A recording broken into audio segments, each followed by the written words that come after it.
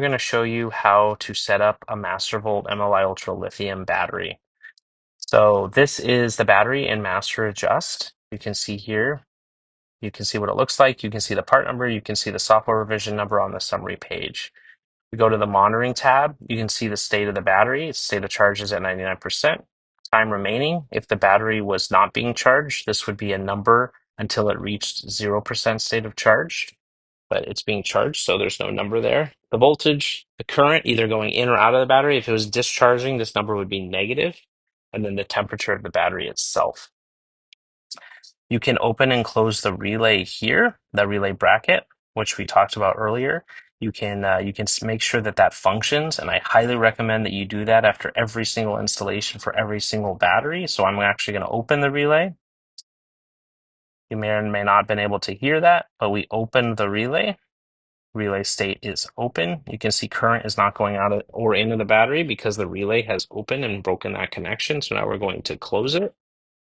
And you're going to see current start to go into the battery again.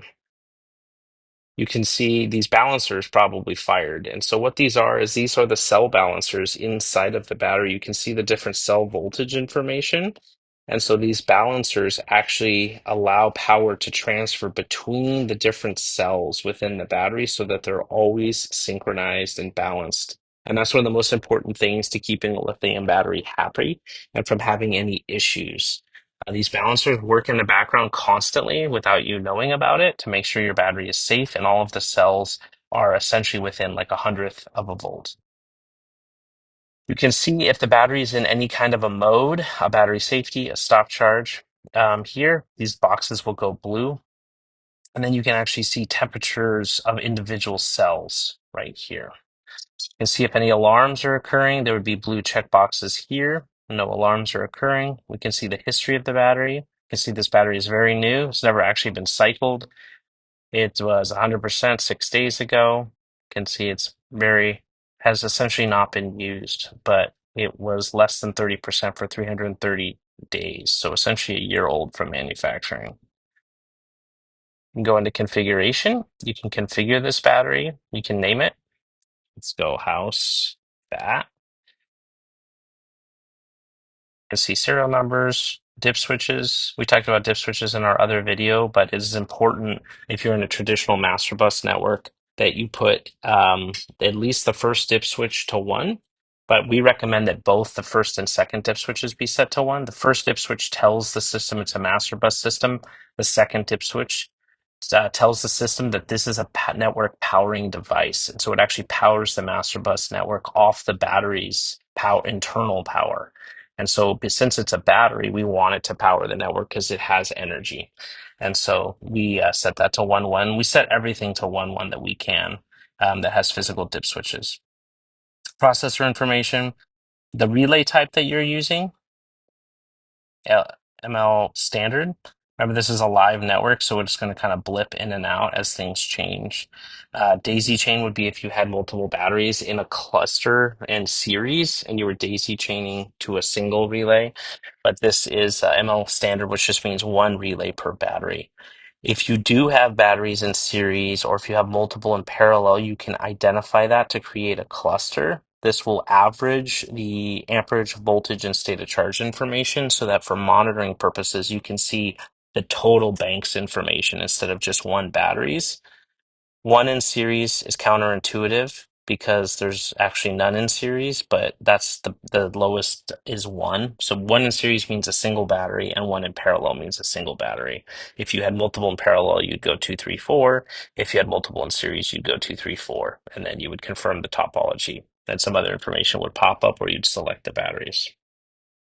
You can set the event levels based on what capacity low is. We like to set capacity low at 20% and then capacity very low at 10%. And we'll show you why later. You can see that means that there's a buffer now. When we get to very low, there's still 10% of the battery left. Battery full at 100, high temperature alarms, low temperature alarms, low voltage delay, how long before that alarm takes to trip. All of that information we like to leave as default. And then you can actually set the depth of discharge. Mastervolt recommends 80% for the longest life of the battery. We do set many batteries at 90% to give the owner more functionality. In recreational applications where they're not using the boat or the vehicle very often, 90% gives them more power while they are using it. If it was an industrial application where the batteries were going to be charged and discharged almost daily, we would leave that at 80% so they had longer life on that battery. Master bus power. This is, again, is this going to be powering the network? And so because it has energy itself, since it's a battery, we always say always on. So that way that network has plenty of power to communicate. We can test battery safety. We can test stop charge, which we're going to do shortly. Then we go to events, which is extremely important in a Mastervolt MLI Ultra lithium battery.